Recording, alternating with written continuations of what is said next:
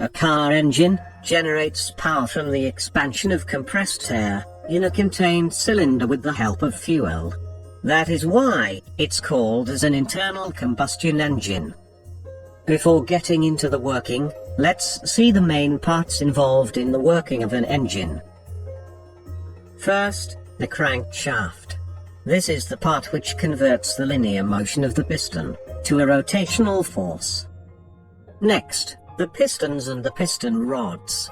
The pistons will be pushed down by the expansion of compressed air and turns the crankshaft. And the valves, which controls the flow of air and fuel into the cylinders. These valves are driven by the intake camshaft and the exhaust camshaft, and the camshafts are driven by the crank itself, using a timing belt.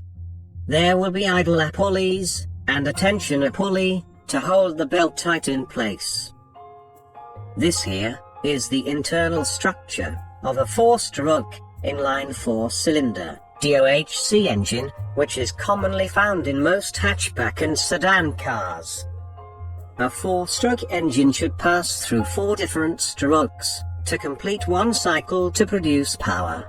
They are intake, compression, power, and exhaust stroke.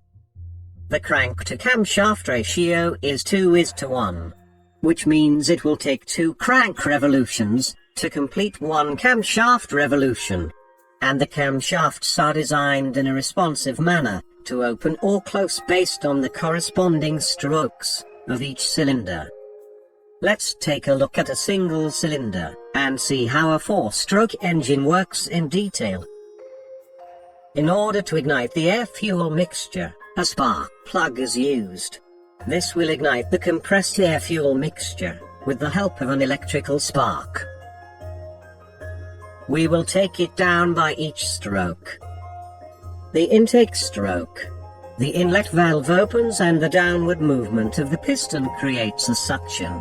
This pulls the air-fuel mixture into the cylinder. Once the air-fuel mixture is in the cylinder, compression stroke begins compressing the mixture. At this time both inlet and outlet valves stays closed. At the end of compression stroke, the air-fuel mixture is ignited by the spark plug. The explosion exerts pressure and pushes the piston down. This is the power stroke which produces power to the crank. At the exhaust stroke, the outlet valves opens and the piston pushes out the burned gas. The cycle starts again from intake stroke, keeping the engine running and produces power.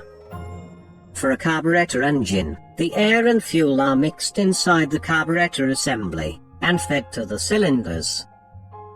In the case of a fuel-injected engine, the fuel is injected into the intake manifold, or directly into the cylinders. Since only a power stroke produces power, you may wonder how the engine turns continuously. Well, the answer is in the crank itself. The flywheel and the crank counterweights provides momentum, which keeps the crankshaft from stopping immediately. For a 4-cylinder engine, considering any time instance, one cylinder is always in power stroke, which produces more power and less vibrations comparing to a single-cylinder engine.